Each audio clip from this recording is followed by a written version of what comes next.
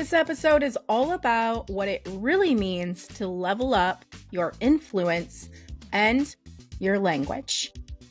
We've talked a lot about growth mindset versus fixed mindset inside the community, but I want to talk with you about this today in this episode because having a growth mindset versus a fixed mindset, before you can even do so, you need to understand what it really means. So, to have a growth mindset is to have a mindset that is ready to do the work for the long-term success and goals that you have.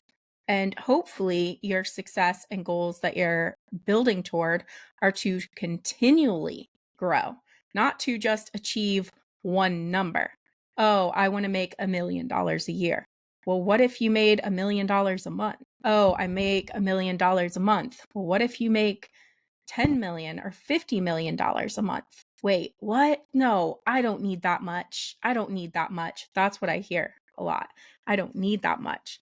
It's not about you needing that much. You think that because you can't comprehend at that next level yet, because you're not growing your mind to comprehend it. You have to grow your mind so that your mind can begin to comprehend it. Start asking yourself, if I made $1 million a month, how would I steward that money? Because in the kingdom, we are called to be good stewards of what we are given. And Jesus showed us in the parable with a servant and the talents that whatever he gives us, he expects us to multiply it.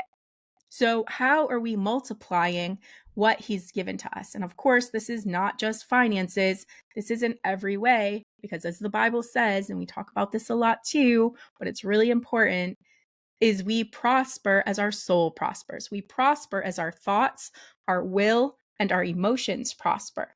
And how do our thoughts prosper? By growing. And how does it grow? By feeding it.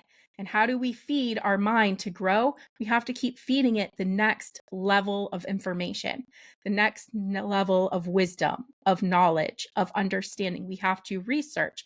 We have to learn. We have to expand our circles of influence. And who are we moving with and working with and speaking with in our day-to-day lives? This really matters because this has an effect on our growth levels. So this is not just in our business realms, but also in our personal realms as well. It's really important to set intentional time that you spend during the week, and even better if it's every day, that is time to focus and grow. And if you do this, then what are you doing in those times to grow? Are you reading books? Are you investing in programs?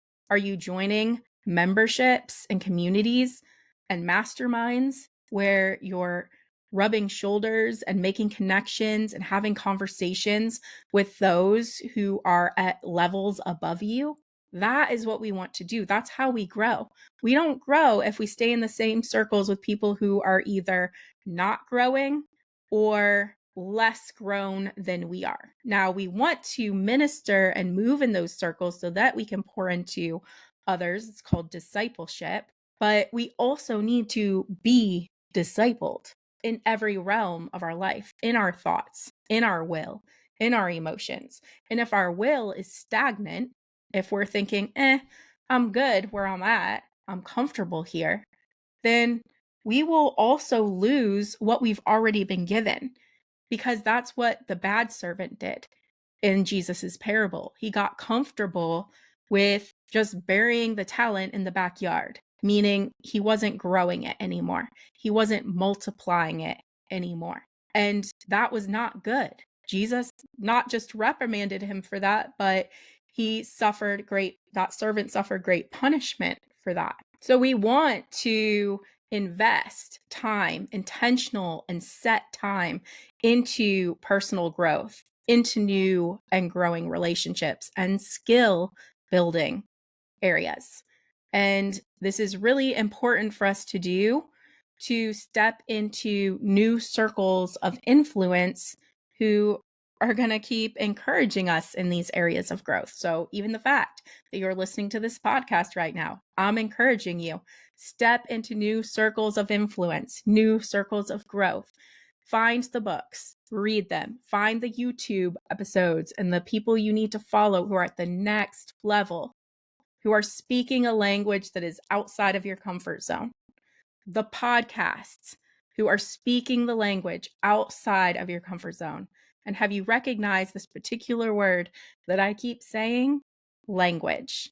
Your language has to change before everything else in your life starts changing. This has been a huge lesson that the Lord has been teaching me over the past 6 years of my life. I have to shift the circles of influence in my life. I have to leave the circles of those who are stagnant and move into the circles of growth and relationship. It's not just in business, it's also in our life. But if we look at it from a Christian perspective, then what am I saying? I'm saying that you don't want to remain in the circles in Christianity with those who are in a place of no growth, those who are content with just sitting stagnant where they're at, and they're content with that, because that will rub off on you. And then you will get stuck there as well. It's interesting because when we read in the scripture, after Jesus went on and they were going into all the world to preach the gospel, they were strong and there was many of them at first, but then progressively they began falling off because some people would go back home to check on things and then they would get there and then there was problems and then they would get into dealing with that and they started chasing the crumbs and then they just wouldn't go back. They became stagnant. And because of that massive, amazing Acts church movement that happened began to diminish and diminish and diminish. And this is what diminished it. Jesus built this system in a specific kind of way. He built it by having that inner circle. He had the inner circle of Peter, James, and John. Those were his inner circle of impact. So he poured into those three more than anything because he was literally building them to be the core, the pillars of his entire system that he was building, this kingdom system. And then he had the 12, which was outside of that inner circle. And the three helped build and cultivate the 12. And then the 12 helped build and cultivate outside of that. And so not only did they have this inner and outer circle, but they also had support built in for each other because now they had each other to keep going to. And that's why the 12 went to the end with everything the Lord called them to do, because this perfect system had been created. This core of 3 and this outside circle of 12 had been created, and it was strong. It was unbreakable.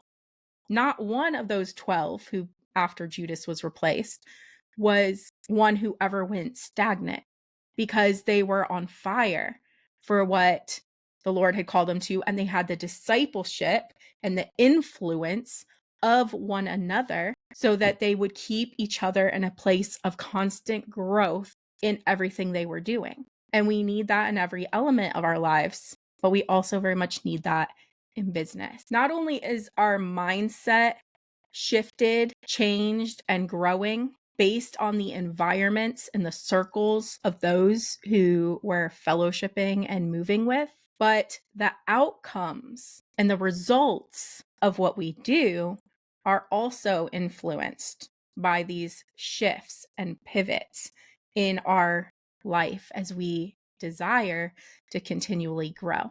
And then being in these new levels and these new groups where we're growing into the next level, our language begins to change again. So if you're a 5, 6, 7-figure business, you have changed your language from what you were potentially if you were in a 3 and 4-figure business or 3 and 4-figure income.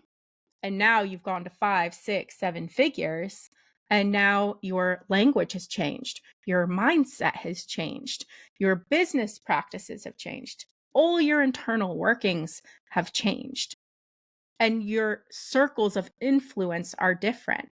Your mindset's different and your language is different. But now it's time to shift again because now you need to move to the next level.